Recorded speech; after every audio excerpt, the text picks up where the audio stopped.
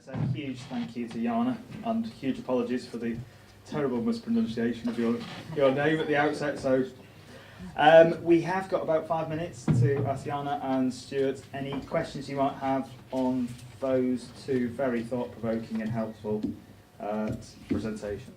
Vaughan Clark, Peterfield Museum. You mentioned TV. Have you ever had any experience of a film company moving in as using it as a venue for filming?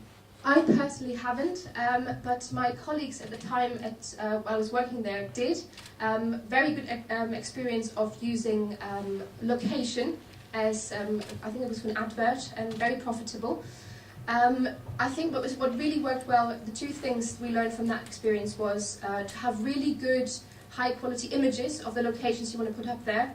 There are databases where you literally can upload yourself to be considered as a venue.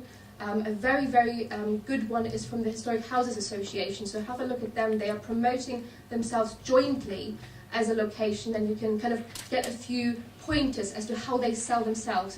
It's a very good practice example. Well, the only thing I would say, we have done some filming. Strangers Hall that I showed you some photos of was actually used in the Stardust film. That was actually just before I started with the service. So, but what I can also say is that we have very recently been targeted by 2 Hollywood firms. One of them there's an embargo actually on the info, so I can't say too much unfortunately. But all I'll say is it's a very, very well-known international franchise of films. So yes, we're at the kind of negotiating stage at the moment, because it would mean, what I would say is potentially closing Norwich Castle for a couple of weeks. So yeah, actually I'm thinking that I'm going to need to contact you to get some advice. So yeah, it's something that we didn't actually put out there. They contacted us. I suppose Norwich Castle is a fantastic venue. So. And it's got a very big open space internally, which is, I suppose, what the appeal was. But I can't give any real advice, I'm afraid, because all I've done at the moment is given them an idea of the costs of Norwich Castle to close for 2 weeks, which would mean recovering all losses of revenue and staff. And all I will say is that they didn't even blink when I told them the cost. So the budgets for these companies are ridiculous. And if they get the films right, then they make billions. So I think actually... not underselling yourself, with film crews in particular. I think they're relying on you sort of being a bit phased probably if it's Hollywood or whatever, but actually, you probably hold all the aces. Colleagues in the Black Country Living Museum in the West Midlands have built one of their income strategies as being around being used as a film and TV location, and they held through their museum development network a series of talks with local production companies trying to get people involved and interested. So Black Country Living Museum has a whole series of experience that I'm sure would share all through the West Midlands network. Maybe I can ask them to. I've probably got time for one more question.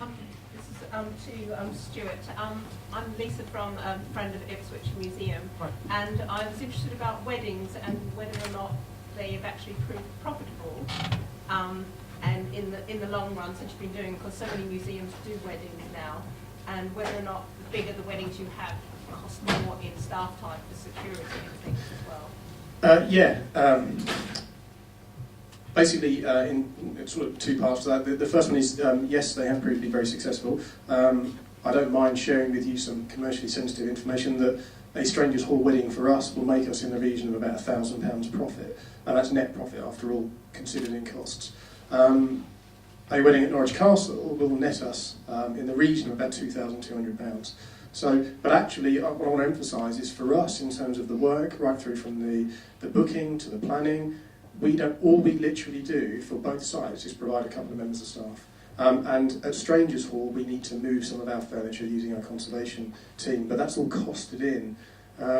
So what I'm trying to say is that yes, it is very profitable. It's not massive money. It's not, you could probably quite easily think of Norwich Castle, well, we would make maybe £10,000. It's not the case. But volumes of weddings are slowly increasing. We started off actually cost neutral because we needed to do the first few to kind of find our fee.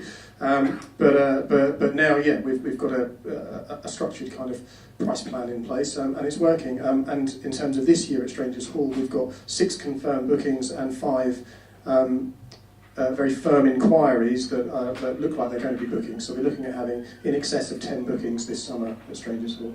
Thank you. Huge thank you to Jaane and to Stuart.